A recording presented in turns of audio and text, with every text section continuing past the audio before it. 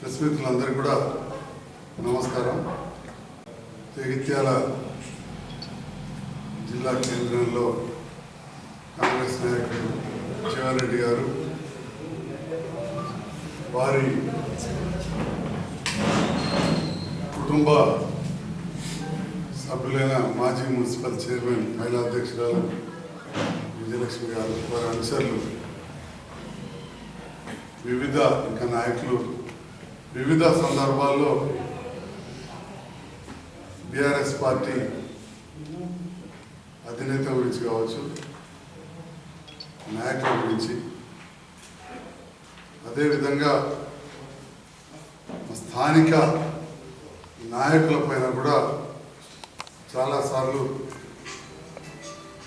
విమర్శలు, ముఖ్యంగా ఇక్కడ బీఆర్ఎస్ పార్టీ ప్రజాప్రతినిధులను ఇబ్బంది పెట్టే విధంగా జీవన్ రెడ్డి గారు ప్రవర్తించడం జరుగుతుంది. గతంలో కూడా తెలుగుదేశం పార్టీ అధికారంలో ఉన్నప్పుడు జీవన్ రెడ్డి గారు శాసనసభ్యులుగా ఉండేది.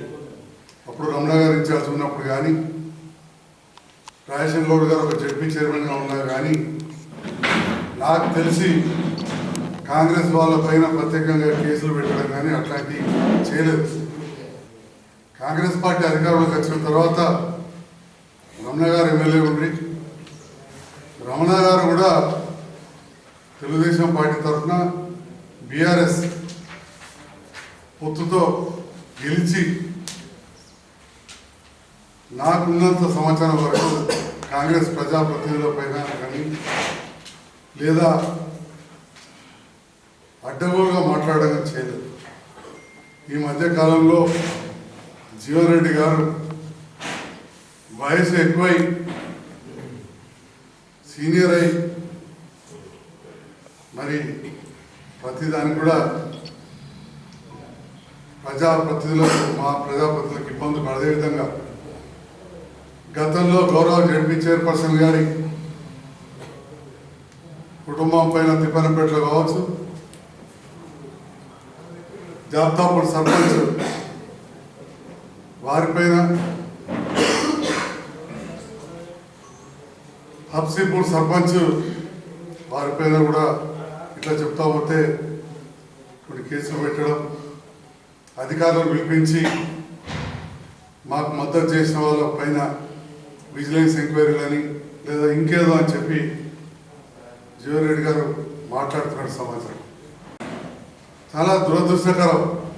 గతంలో కూడా స్కూల్ బాగా చేయాలని చెప్పి పర్మిషన్ తీసుకొని తిప్పనపట్లో అభివృద్ధి కార్యక్రమాలు చేస్తే వాటిపైన కూడా విజిలెన్స్ ఎంక్వైరీ పెట్టించారు.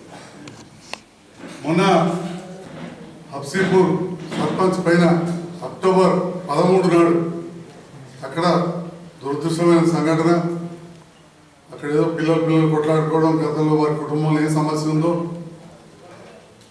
ఆత్మహత్య అనేది దాని పరిష్కారం కాదు. ఒక యువకుడు ఆత్మహత్య చేసుకుంటే దానిపైన సర్పంచ్ గారికి పైన కంప్లైంట్ ఇప్పించడం అక్కడ లోకల్ ప్రజాప్రతినిధులు, అప్పుడున్న పోలీస్ అధికారులు ఈనాడు కూడా అరెస్ట్ చేయక విచారించి పంపించి మళ్ళీ ఇప్పుడు కేసు కాంగ్రెస్ ప్రభుత్వం వచ్చిన తర్వాత మనం అరెస్ట్ చేసి జైలు పంపడం జరిగింది మా రాజేశ్వర రెడ్డి గారు. అదేవిధంగా జాబ్తాపూర్ సర్పంచ్ పైన కూడా ఒత్తిడి తీసుకొచ్చి ఎప్పటి నుండో కంప్లైంట్ చేసుకుంటూ కాంగ్రెస్ ప్రభుత్వం రాగానే ఒత్తిడి తీసుకొచ్చి అధికారులతో సస్పెండ్ చేయిస్తే కోర్టు నుంచి స్టే తీసుకొచ్చుకున్నాను. ఇవాళ నేను జీవన్ రెడ్డి గారిని ఒకటి అడుగుతా ఉన్నాను, మీ ప్రభుత్వ హయాంలో కావచ్చు, మీ అనుచరులు కావచ్చు, మిగతా ఇంకా మీకు అత్యంత సంబంధం ఉన్నవాళ్ళు కావచ్చు, అంటే అంత సత్యంలో మీ రెసిపీలు లేవా మీ వాళ్ళకు? అక్కడ ఉన్న వాళ్ళకు, మీ పార్టీ వాళ్ళు కానీ మీ బంధుమిత్రులకు కానీ ఉన్న కాడ రైతులది కటింగ్ కానీ సీఎంఆర్కి జరగలేదా? ఈ కాంగ్రెస్ పార్టీకి సంబంధించిన సర్పంచులు ఉన్నారు.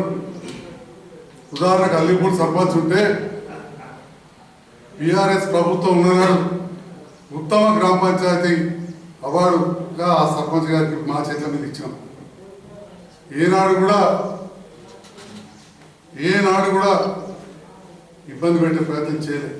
పొలాసమి సర్పంచ్ ఉన్నారు, తిమ్మాపూర్ సర్పంచ్ ఉన్నారు, పొరల సర్పంచ్ ఉన్నారు, నిధులు మంజూరు చేసాం, బిల్లులు వచ్చే విధంగా చూసాం. కానీ వాళ్ళు చేసిన ప్రతి పని మీద ఎంక్వైరీ చేయమనుకుంటాం, ఎక్కడ కూడా లెటర్ లేదు.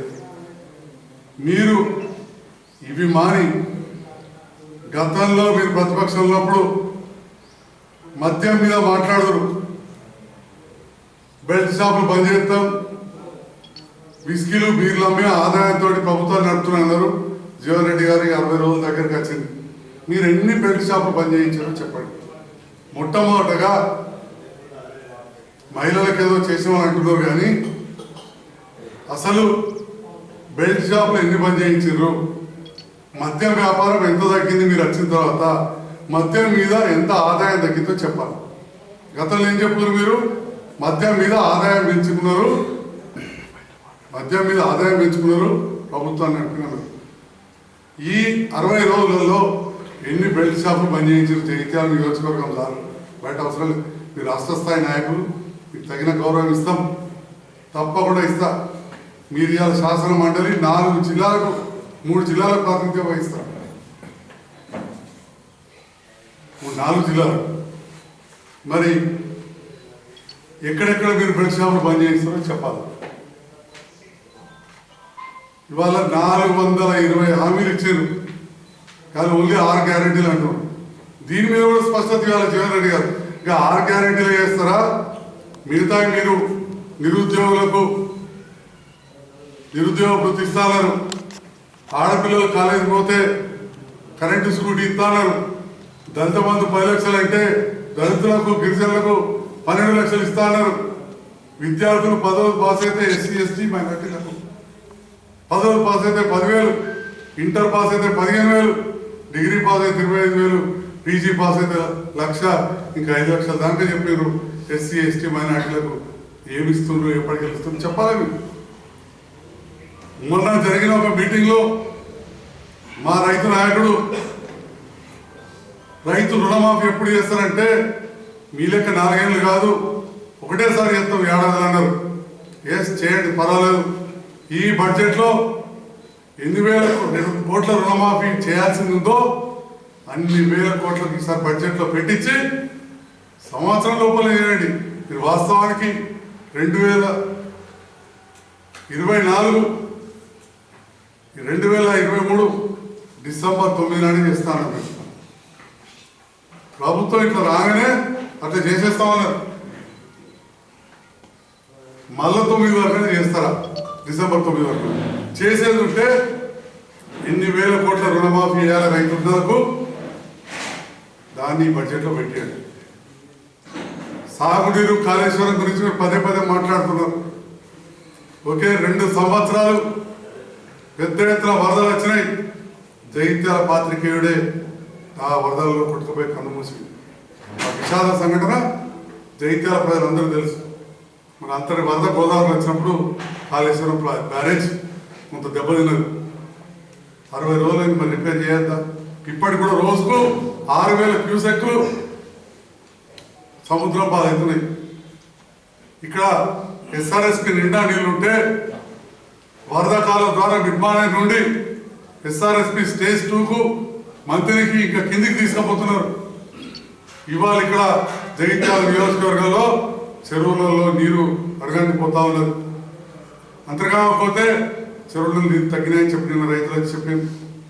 తిప్పన పడకపోతే ఉప్పారం చెరువులో అదే పరిస్థితి ఉన్నది. మరి మీరు ఇమ్మీడియట్గా మేము కూడా అధికారులకు చెప్పినాం, ఇది మీ బాధ్యత.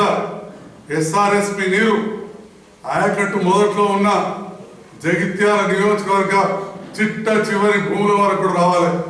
తాళ ధర్మానం, చిత్రవేణిగూడెం, బట్టపల్లి, పోతారం, చింతలూరు, కట్కాపూర్, దావనపల్లి గ్రామాలకు నీళ్ళు సరిగ్గా వెళ్తలేవు. ముందు వాడికి కూడా ఇటుకాల్లో కూడా సరిగ్గా నీళ్ళు అంతలేవని చెప్పి రైతన్నలు చెప్పారు. ఇమ్మీడియట్గా మీద ఒక బాధ్యత. సీనియర్ నాయకులుగా 1 ఎకరం కూడా ఎండకుండా చూడాల్సిన బాధ్యత మీ ఉంది. అది కూడా ఒక జగిత్యాల నియోజకవర్గం కాదు. మీరు పెద్ద మాటలు మాట్లాడుతారు కాబట్టి ఇవాళ పెద్ద పనులే చేయాలి. మీకు ఇప్పుడు తెలిసి వస్తుంది కాళేశ్వరం ప్రాజెక్టు ప్రాధాన్యత ఏందని. నేను మిమ్మల్ని కోరుతా ఉన్నా, మీరు అధికార పార్టీలో ఉన్నారు, ఇమ్మీడియట్గా అంతరేవా చెరువు కావచ్చు, బట్టపల్లి పొదల చెరువు కావచ్చు, ఏమాత్రం ఎండకుండా ముప్పాల చెరువు ఇవన్నీ నింపాలి. భూగర్భ జలాలు తగ్గిపోతున్నాయి, బావులలో తగ్గుతున్నాయి. బడ్జెట్లో మీరు క్వింటాలకు 500 రూపాయలు ప్రతి పంటకి ఇస్తా అని చెప్పింది. జగిత్యాలలో రాహుల్ గాంధీ గారి సమక్షంలో రాహుల్ గాంధీ గారు 5 పదాలు వాడితే మీరు 25 పదాలు చెప్పిందని చెప్పి రాహుల్ గాంధీ గారు భార్య ఒక దగ్గర మీ గురించి చెప్పింది. వాస్తవానికి మేము కూడా విన్నాం, మీడియాలో వచ్చింది. రాహుల్ గాంధీ గారు 500 రూపాయలు దేంగే 6 క్వింటాలు కంటే వరంగల్ రైతు డిక్లరేషన్లో చేసినామని చెప్పి మీరు దాన్ని విడవచ్చి చెప్పింది. మరి చెప్పిన దానికి అనుగుణంగా ఎన్ని లక్షల మెట్రిక్ టన్నులు రాబోతున్నాయి. గతంలో మరి 3,50,00,000 మెట్రిక్ టన్నుల పంట పండింది. ఈ సంవత్సరం అంతకంటే ఎక్కువ పంట పండే విధంగా మీ రైతు ప్రభుత్వం రైతు డిక్లరేషన్ ఏం చర్యలు తీసుకొని మీరు ఎంత బడ్జెట్లో పెడుతుందో డబ్బులు చెప్పాలి. ఫసల్ బీమా యోజన గురించి మాట్లాడరు, ఫసల్ బీమా చేయలేదని ఎన్ని వందల కోట్లు పెడుతుంది చెప్పాలి. పసుపు తవ్వుతున్నారు, 1500 ఇస్తామని చెప్పి మీరు మీ మేనిఫెస్టోలో పెట్టినరు. శ్రీధర్ బాబు గారు వారి సంతకంతో ఉన్నది. మరి పసుపు ఆల్రెడీ బయటకు వస్తుంది, 12,000 కూడా లేదు. పసుపుకు 15,000 ఇస్తామని చెప్పిండ్రు, మరి కల్పిస్తున్నారా? ఇవన్నిటిపైన జవాబు చెప్పాల్సిన బాధ్యత మీ పైన ఉన్నదని చెప్పి నేను గౌరవ ఎమ్మెల్సీ గారిని కోరుతా ఉన్నా. మరి ఇక వేరే విషయానికి వస్తే చాలా విషయాలు మీ అంశాలు కూడా మాట్లాడుతున్నారు, మీ పార్టీ నాయకులు మాట్లాడుతున్నారు. గౌరవ ఎమ్మెల్సీ జీవన్రెడ్డి గారు కవితమ్మ గారు చేసిన వ్యాఖ్యలను తప్పుపడుతూ కూడా మాట్లాడారు. నేను అడుగుతా ఉన్నా మళ్ళీ ఒకసారి, తప్పు కేసులు పెట్టమని ప్రోత్సహించింది మీరో మీ నాయకులు. అక్కడ మా సర్పంచ్ గారు అనవసరంగా జైలు పాలయ్యాడు, యువకుడు. గతంలో కూడా కవితమ్మ గారి ప్రోగ్రాం అదే గ్రామంలో అయిన రోజు 4 సంవత్సరాల క్రితం అక్కడేదో కార్యకర్తలకు భోజనాలు పెడితే గొడవ చేసి ఉల్టా మా సర్పంచ్ గారి మీద, ఉప సర్పంచ్ గారి మీద, 4 మీద అప్పుడు కూడా SC ST అట్రాసిటీ కేసులు పెట్టించింది. అంటే కొన్ని సంవత్సరాల నుంచి ఇదే ఉంది. ఈ నైజం మార్చుకోవాలని చెప్పి మీకు సవినయంగా నేను మనవి చేస్తా ఉన్నా. లేదంటే మేము ప్రజాస్వామ్యబద్ధంగా మేము ఖచ్చితంగా మేము కూడా పోరాడతామని చెప్పి కూడా ఈ సందర్భంగా గౌరవ ఎమ్మెల్సీ గారికి నేను తెలియజేస్తా ఉన్నా మీడియా ద్వారా. నమస్కారం. నిన్న కాంగ్రెస్ పార్టీ నాయకులు జిల్లా పార్టీ అధ్యక్షులుగా, మహిళా పార్టీ అధ్యక్షులుగా వ్యవహరిస్తున్నటువంటి మహిళ గౌరవ మాజీ ఐటీ శాఖ మంత్రివర్యులు, మా పార్టీ వర్కింగ్ ప్రెసిడెంట్ కేటీఆర్ గారిని ఫ్రీ బస్సు సక్సెస్ కావడంతో కేటీఆర్ గారుకి పిచ్చి కలిగి అని మాట్లాడడం అది మీ స్థాయికి కానీ మీకు అది తగదని చెప్పేసి చెప్తా ఉన్నాం. ఎందుకంటే ఫ్రీ బస్ అనేది సక్సెస్ అయిందని మీరు అంటున్నారు. ఫ్రీ బస్సు సక్సెస్ అయిందా కాలేదా అనేది ఒక్కసారి పూర్తి స్థాయిలో గ్రౌండ్లోకి వెళ్ళి అందులో ఉన్న బస్సులో ఎక్కిన మహిళలను చూస్తూ ఉంటే ఒక బాధ కొద్దీ ఒక్కసారి వీడియో క్లిప్పింగ్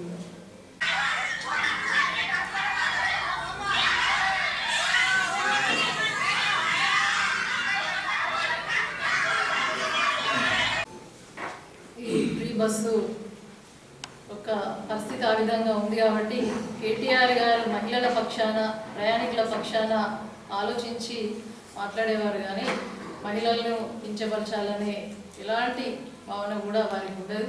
మరి పెట్టినట్టయితే మీరు ఫ్రీ బస్సు పెడితే పూర్తిగా గ్రామాలలోకి సరిపడే అన్ని బస్సులు వేయాలి. మారుమూల ప్రాంతాలలోకి కొన్ని సందర్భాల్లో బస్సులు వెళ్ళకపోతే ఆటోల ద్వారా వారు ఆ ప్రయాణాన్ని గమ్యం చేరుకునే వరకు ఆ ప్రయాణాన్ని కొనసాగించేవారు.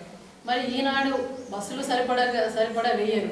అదేవిధంగా ఆటోలు వేయకుండా, ఆటోలు వెళ్ళకుండా మీరే ఆడుకుంటారు. కాబట్టి ఉపాధి కోల్పోతున్న ఆటో డ్రైవర్లను ఉద్దేశించి కానీ, అదేవిధంగా ఈ మన బస్సులో ఎక్కిన మహిళలు ఇబ్బంది పడుతున్నారని కానీ మాట్లాడమే జరిగింది తప్ప ఎవరిని కూడా కించపరచాలని చెప్పేసి కేటీఆర్ గారు కానీ మా యొక్క పార్టీ కానీ ఎవరు కూడా ఆ విధంగా మాట్లాడారు. మీరు ఏ విధంగా మాట్లాడుతుండంటే ఉన్నట్టు నుండి చూస్తూనే ఉన్నాం. అప్పుడు ప్రెస్ మీట్లు పెట్టుడు, మా నాయకులను తిట్టుడు, ఇప్పుడు కూడా అట్లనే వ్యవహరిస్తూ ఉన్నారు. మిమ్మల్ని చూస్తే ఏమనిపిస్తుంది అని అంటే నిజంగా కూడా రాష్ట్రంలో అధికారం వచ్చి జగిత్యాల్లో ఎమ్మెల్యే స్థానాన్ని కోల్పోయినందుకు మీకు పిచ్చెక్కి మాట్లాడుతున్నారని చెప్పేసి మేము తెలియజేస్తూ ఉన్నాం. ఎందుకంటే నిజంగా కూడా అక్కడ అధికారం ఉండే, ఇంకా మాకు ఇక్కడ జైత్యాల్లో కూడా ఎమ్మెల్యే సీట్ కైవసం చేసుకుంటే బాగుండు, ఓడిపోయిన ఆ భ్రమలో నిజంగా కూడా పిచ్చెక్కి ఎవరు మాట్లాడుతున్నారో ఒక్కసారి మీరే మానం చేసుకోవాలి. మీ విఘ్నతకే వదిలేస్తూ ఉన్నాం. ఎందుకంటే ఈ ఫ్రీ బస్సు నేను నిన్న అటు తిప్పలపడి వెళ్తున్నప్పుడు శనివారం రోజు కాలేజీ పిల్లలు, స్కూల్ పిల్లలు అందరూ నిల్చున్నారు. ధర్మపురి బస్సు వస్తున్నది, ఒక బస్సు అయిపోయింది, ఆపమంటే ఆపుతలేడు డ్రైవర్. ఇంకో బస్సు వచ్చింది, ఆపలేదు. 2 బస్సులు మిస్ అయినాయి. వాళ్ళు ఇంటికి వెళ్ళాలంటే మరి ఆ బస్సులు ఆపకపోవడం, అదేవిధంగా ఇంటికాడ ఉన్న తల్లిదండ్రులు మరి ఆడపిల్లల కోసం ఏ విధంగా ఎదురు చూస్తారు, వాళ్ళకు భద్రత కరువైందని చెప్పేసి తెలియజేస్తూ ఉన్నాం. సరైన సమయానికి బస్సులను నడపాలి. మరి బస్సులను నడపడమే కాకుండా మరి ఫ్రీ అని చెప్పేసి వాళ్ళకు ఆపకుండా వెళ్ళిపోతున్నారు ఈనాడు బస్సును నడిపే ఈ మీ ప్రభుత్వం. కాబట్టి అవన్నీ కూడా దృష్టిలో ఉంచుకొని ఒక మహిళను భద్రంగా ఇంటికి సాగనంపే వరకు కూడా బాధ్యత తీసుకోవాలని చెప్పేసి మాట్లాడారు తప్ప ఏదేమైనా కూడా ప్రజల సంక్షేమ ధ్యేయంగా మరి ఆనాడు తెలంగాణ రాష్ట్రం ఏర్పడక ముందటి నుంచి ఉద్యమ కాలం నుండి కూడా ప్రజల బాగోగుల కోసం, ప్రజల సంక్షేమం కోసమే గౌరవ ఉద్యమ నాయకులు కేసీఆర్ గారు కానీ, కేటీఆర్ గారు కానీ, కవితక్క గారు కానీ, ఇక్కడ మా శాసనసభ్యులు సంజయన్న గారు కానీ మేమందరం కూడా పార్టీ ఎప్పుడైనా కూడా ప్రజల సంక్షేమం కోసమే మాట్లాడుతుంది తప్ప వేరే విధంగా కాదు. నిజంగా మహిళలను అవమానించింది ఎవరంటే మీ కాంగ్రెస్ నాయకులే.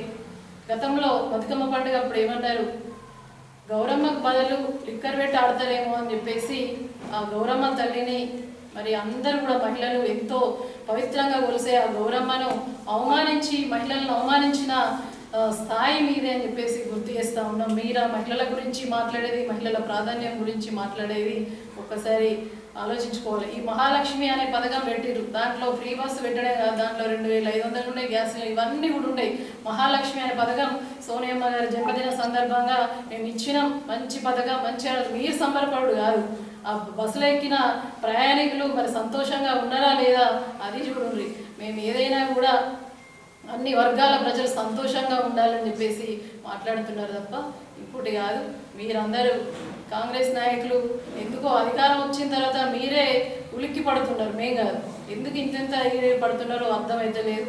పూర్తి స్థాయిలో మరి ఈ యొక్క సంక్షేమ పథకాలన్నీ కూడా అమలు చేసే విధంగా మీరు ప్రయత్నం చేయండి తప్ప మరి శాసనసభ స్థానాన్ని నేను ఇక్కడ కోల్పోయినా, మన ఊర్లలో నాకు వీళ్ళు ఓట్లేయలే, వాళ్ళు పని చేయలేరు అని చెప్పేసి వాళ్ళని టార్గెట్ చేసి వాళ్ళ మీద కేసులు పెట్టించడం కాకుండా నిజంగా కూడా మీరు ఏదైతే అమలు చేస్తా అన్నారో ఈ 420 స్కీమ్స్, 6 గ్యారంటీలు, ప్రజాపాలన అని చెప్పేసి ఇవన్నీ ఏం చేసారో ఇవన్నిటిని కూడా అమలు చేసే విధంగా పూర్తి స్థాయిలో ప్రతి గడపకు అందే విధంగా చేయండి తప్ప అది నిజంగా మీకు టార్గెట్ వర్క్స్ ఏమున్నాయో అవి టార్గెట్ చేయండి. మా యొక్క ప్రజాప్రతినిధులు కానీ, పార్టీని కానీ, నాయకులను మాత్రం కించపరిచి వాళ్ళని టార్గెట్ చేసే పద్ధతి కాదు. ప్రజల తీర్పును శిరసా మేము గౌరవిస్తూ ఉన్నాం అని చెప్పేసి వినమ్రంగా కూడా మా కేటీఆర్ గారు ప్రభుత్వం పార్టీ ఒప్పుకున్నది. కాబట్టి మీ ప్రభుత్వానికి పూర్తిగా సహకరిస్తామని కూడా అసెంబ్లీలో చెప్పడం జరిగింది. మీరు ఏదైనా మీకు చిత్తశుద్ధి ఉంటే ప్రజలకు సంక్షేమం చేసేదానిపై అభివృద్ధిపై మీరు శ్రద్ధ పెట్టండి అని చెప్పేసి ఇతో పలుకుతూ ఉన్నాం. కాబట్టి మాట్లాడే ముందు స్థాయికి మించి మీరు మాట్లాడుతూ ఉన్నారు. నిజంగా మరొకసారి చెప్తా ఉన్నా, రాష్ట్రంలోనేమో అధికారం వచ్చింది, జైత్యాలనేమో అధికారం లేకపోయి దాంతో పిచ్చెక్కి మీరు మాట్లాడుతున్నారు అని చెప్పేసి అందరూ కూడా నవ్వుకుంటూ ఉన్నారు. అది కరెక్ట్ కాదు. ఏదున్నా కూడా మేము ప్రజల పక్షాన ఆలోచించే పార్టీ టీఆర్ఎస్ పార్టీ ఉద్యమ కాలం నుంచి మరి ఈనాడు ప్రజల కోసం కొట్లాడుతున్న పార్టీ అని చెప్పేసి తెలియజేస్తూ ఉన్నాం. చాలామంది మీ వల్ల మరి ఇబ్బందులు పడుతూ ఉన్నారు. అటువంటి ఇబ్బందులు కాదు, ప్రజలకు సంక్షేమం చేయాలని